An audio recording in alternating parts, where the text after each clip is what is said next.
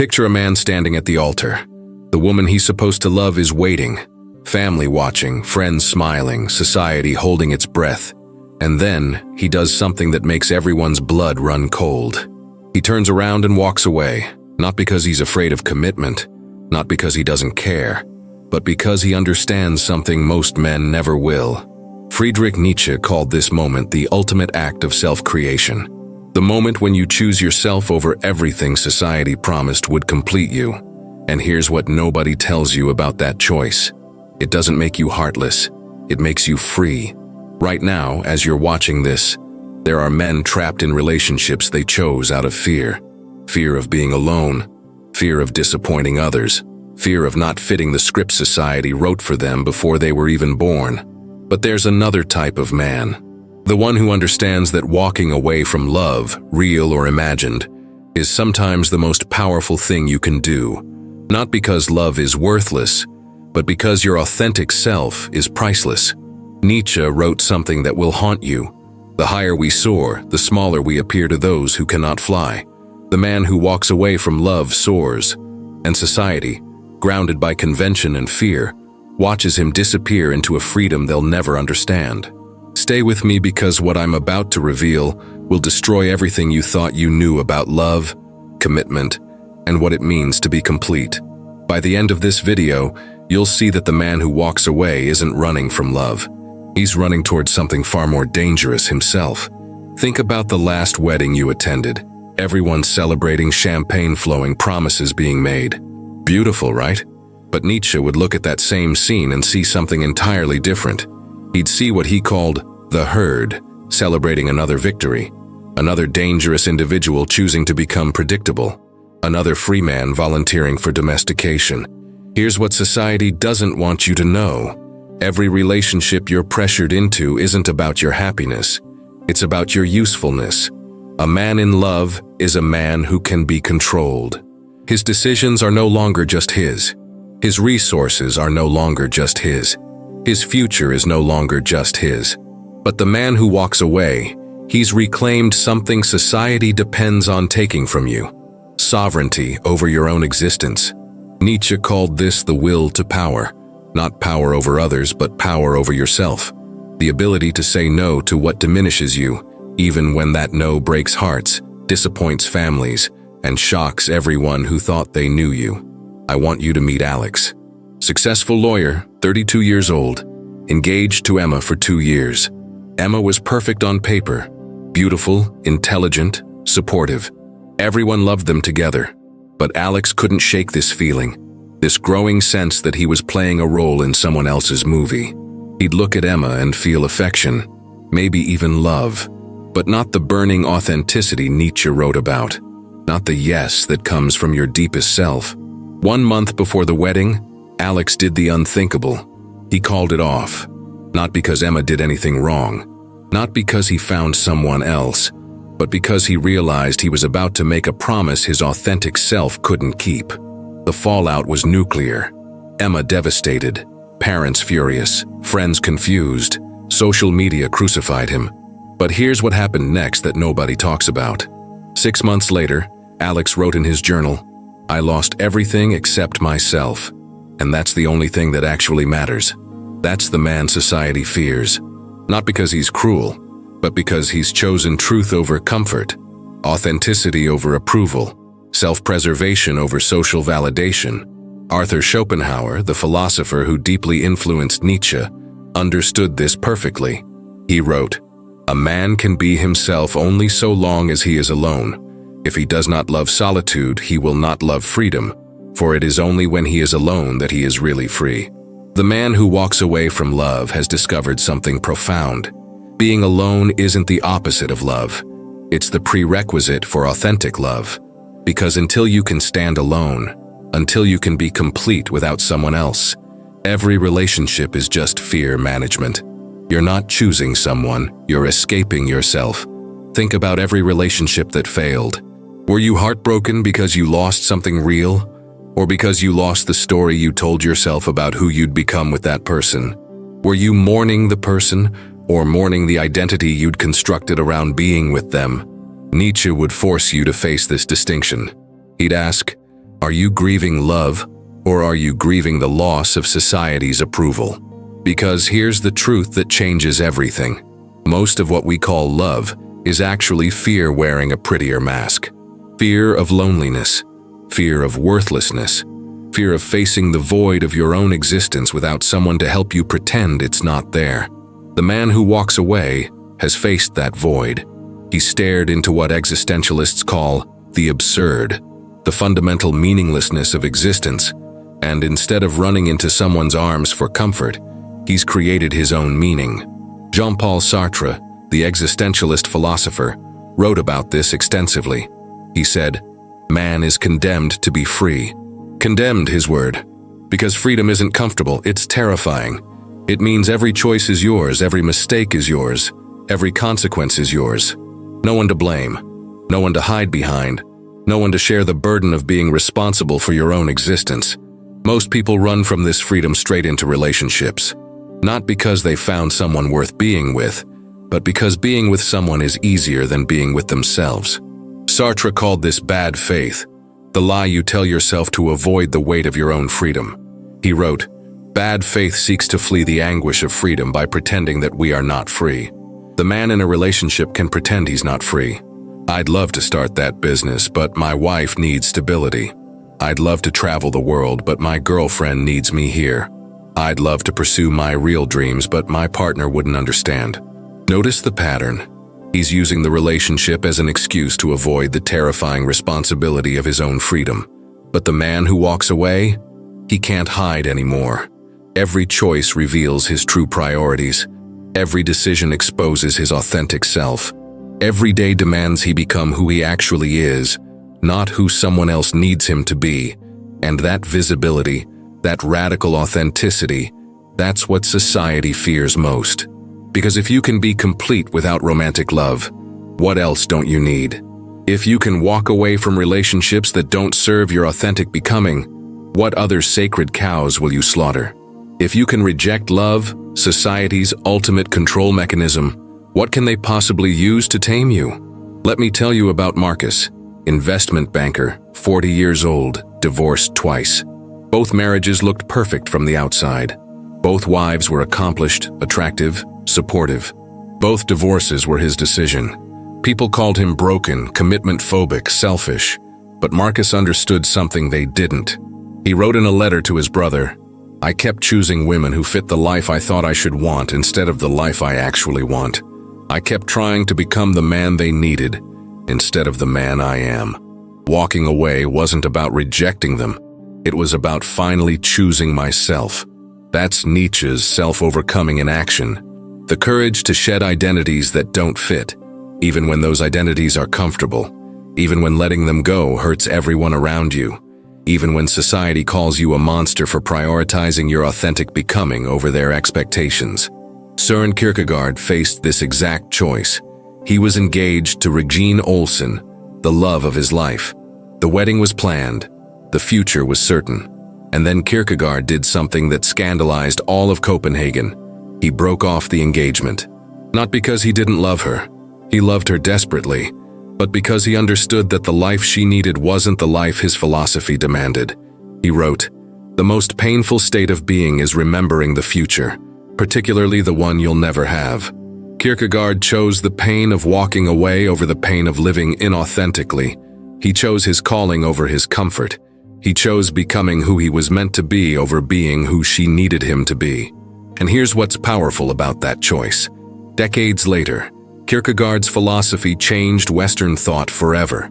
His work on anxiety, choice, and authentic existence shaped existentialism and influenced everyone from Nietzsche to Sartre to Camus. Would any of that have been possible if he'd chosen conventional happiness over authentic becoming? Think about the men who changed the world. Tesla, Newton, Kant, Nietzsche himself. What do they have in common? They walked away from romantic love to pursue something they valued more. Their work, their ideas, their authentic self-expression. Society calls these men tragic, lonely, incomplete. But Nietzsche would call them something else. Free. Free from the obligation to make someone else happy. Free from the compromise that relationships demand. free from the performance of being the man someone else needs. And that freedom, it's not emptiness, it's possibility. It's the raw material of self-creation. It's the space where dangerous ideas are born and authentic selves emerge. Albert Camus understood this when he wrote about the absurd hero. He said, "There is no fate that cannot be surmounted by scorn. Scorn for the script that says you're broken without a partner. Scorn for the narrative that says walking away makes you less. Scorn for the societal pressure that demands you sacrifice your authentic self for someone else's comfort." The absurd hero, like Sisyphus rolling his boulder up the mountain for eternity, finds meaning not in the destination, but in the act itself, not in achieving what society values, but in choosing what he values again and again, despite the consequences. The man who walks away from love is Camus's absurd hero in modern form. He's rolling his boulder up the mountain, society pushing back, relationships crumbling, people judging, and he keeps walking anyway because the alternative, living inauthentically, is a death worse than loneliness. Here's what nobody tells you about walking away. It's not a one-time decision. It's a daily practice. Every day you wake up alone and have to recommit to the choice.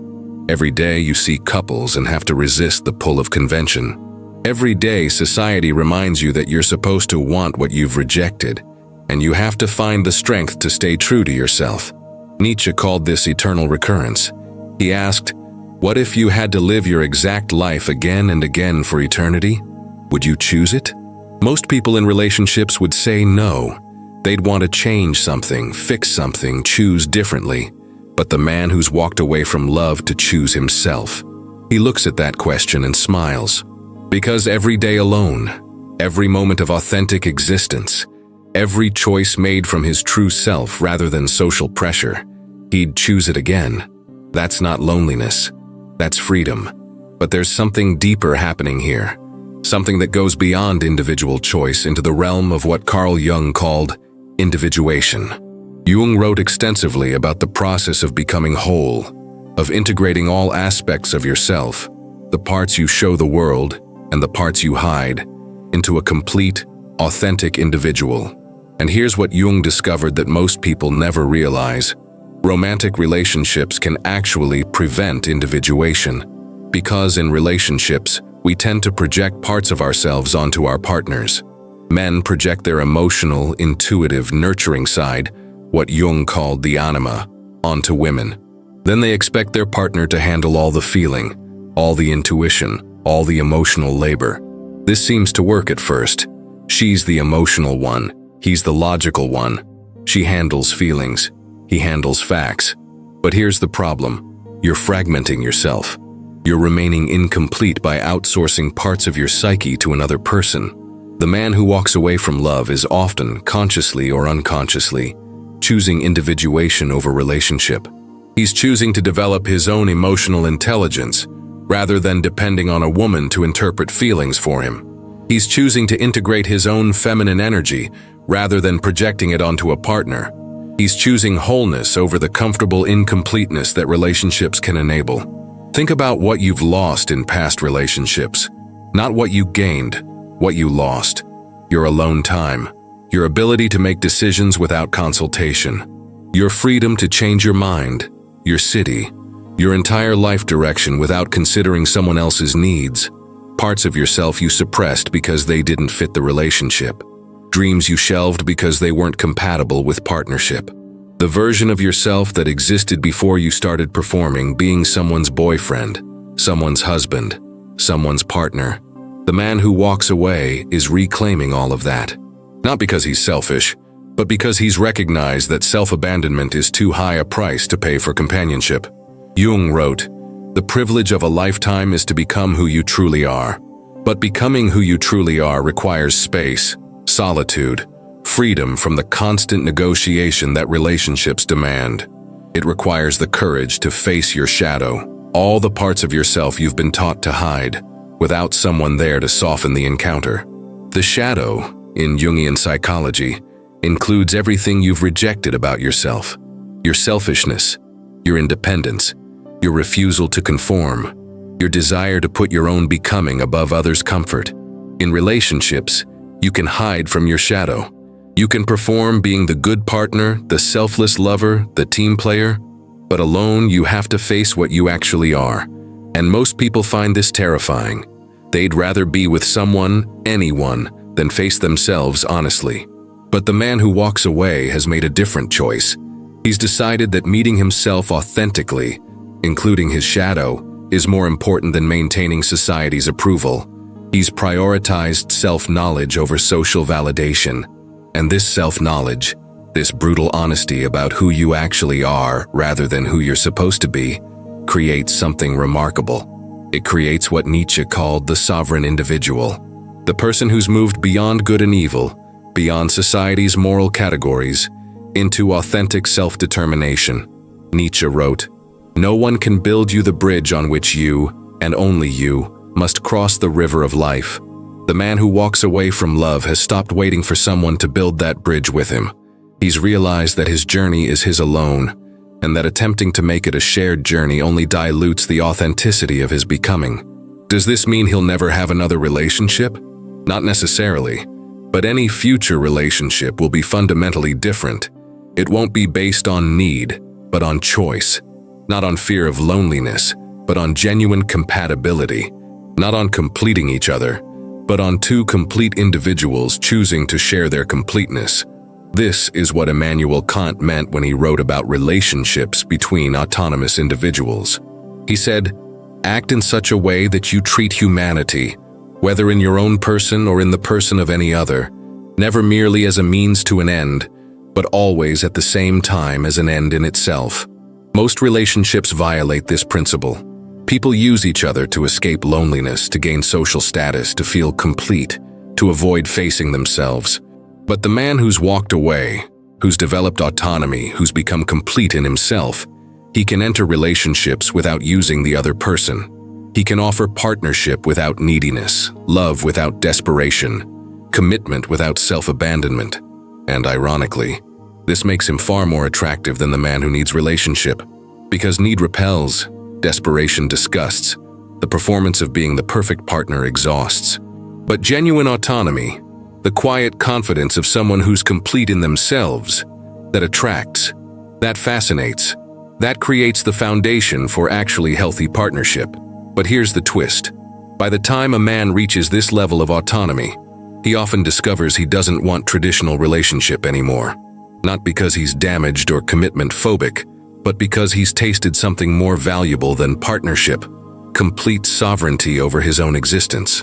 He's discovered what Nietzsche called solitude of the strong, not the loneliness of the rejected, but the chosen separation of those who've outgrown the need for constant companionship. Think about your average day in a relationship. How much of it is spent managing another person's emotions, considering their needs before making decisions, compromising your authentic desires for relational harmony, performing being the partner they need rather than being who you actually are. Now imagine your day without any of that, every decision purely yours, every moment available for your authentic becoming, every resource directed toward your actual goals rather than shared compromises. This is what the man who walks away gains. Not emptiness, but possibility. Not loneliness, but freedom. Not incompleteness, but the space to become whole on his own terms. Friedrich Nietzsche never married. He had relationships, including an intense but unconsummated connection with Lou Salome, but he consistently chose his philosophy over partnership. And from that choice, from that prioritization of authentic becoming over conventional happiness, came some of the most influential philosophy in Western history. His ideas about the will to power, the Übermensch, eternal recurrence, the death of God, these didn't emerge from comfortable domesticity. They emerged from chosen solitude, from the freedom to think dangerous thoughts without having to make them palatable to a partner. Society will tell you this is sad. They'll say Nietzsche died alone, unloved, tragic, but he'd laugh at that interpretation. He wrote, "I am solitude become man. That is why I have learned to live with and even love my solitude." The man who walks away from love is solitude become man. He's not running from connection. He's running toward authentic selfhood. He's not afraid of intimacy. He's prioritizing a different kind of intimacy, the kind you have with yourself, when you're brave enough to be honest about who you actually are. And this honesty, this refusal to perform being someone you're not just to keep someone else comfortable, this is what makes him dangerous to society. Because if men discover they can be complete without romantic partnership, the entire social order has to reorganize around different assumptions. Think about how much of modern life is built on the premise that men need to attract and keep women. The consumer economy depends on men buying things to impress potential partners. The career structure assumes men need to provide for families. The social hierarchy places married men above single men. The moral framework treats choosing yourself over relationship as fundamentally selfish. But what if it's not? What if choosing authentic selfhood over convenient partnership is actually the most honest thing you can do? What if walking away from love you don't genuinely feel is more ethical than staying and performing emotions you don't have? What if prioritizing your becoming over someone else's expectations is courageous rather than cowardly? The man who walks away understands this. He's not fooled by society's shame tactics. He's seen through the manipulation that calls selfhood selfishness, that equates independence with immaturity, that treats choosing yourself as evidence of something wrong with you. He's realized what Nietzsche knew. The herd will always condemn those who won't follow. The masses will always call dangerous the man who refuses to be tamed. Society will always fear the individual who proves you don't need their approval to be complete. But here's the beautiful part. Once you've walked away, once you've chosen yourself over social expectations, once you've prioritized authentic becoming over conventional happiness, you become immune to their judgment because you faced the worst thing they can threaten you with, being alone, and discovered it's not actually that bad. In fact, it's liberating. Schopenhauer wrote, "A man can be himself only so long as he is alone, and if he does not love solitude, he will not love freedom, for it is only when he is alone that he is really free." Freedom means facing yourself without distraction. It means making choices without someone else's needs as justification. It means becoming who you actually are rather than who someone else needs you to be. And that becoming, that authentic self-creation, that's worth more than all the companionship society can offer. Because companionship that requires you to abandon yourself isn't companionship. It's just mutual imprisonment with better marketing. The man who walks away has escaped that prison. He's chosen the uncertainty of freedom over the comfort of captivity. He's prioritized truth over belonging. And that choice, that courage to stand alone rather than compromise his authentic self, that's what society fears most. Not because he's broken, but because he's whole. Not because he needs fixing, but because he's already complete. Not because he's running from love, but because he's running towards something far more valuable. Himself. This man doesn't need your sympathy. He doesn't need your advice about finding someone. He doesn't need your concerns about his future loneliness. Because he's discovered what Nietzsche tried to teach. The lonely one offers his hand too quickly to whomever he encounters. He's learned to be selective, not because he's picky, but because he's valuable. Not because he's afraid, but because he's learned that bad company is worse than no company. And most importantly, he's learned that the right to walk away is the foundation of all freedom. Without the ability to leave, every relationship is just a cage. Without the courage to choose yourself, every partnership is just codependent neediness with a prettier name. The man society fears is the man who's discovered this truth and lives accordingly.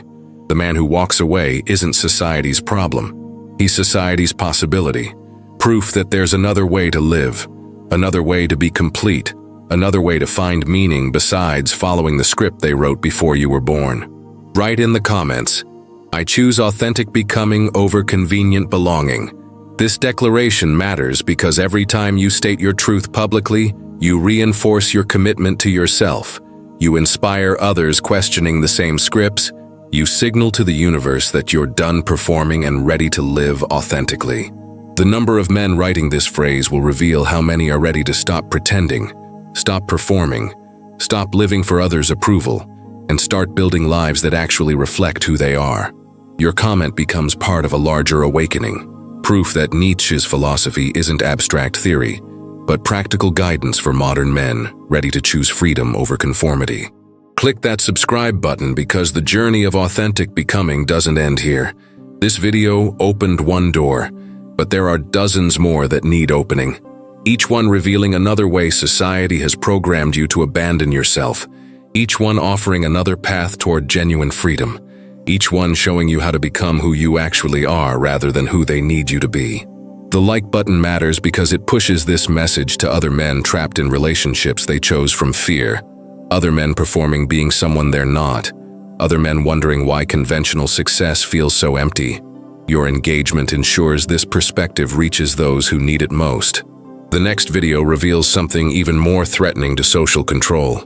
A truth so powerful that once you understand it, you'll never see your daily choices the same way.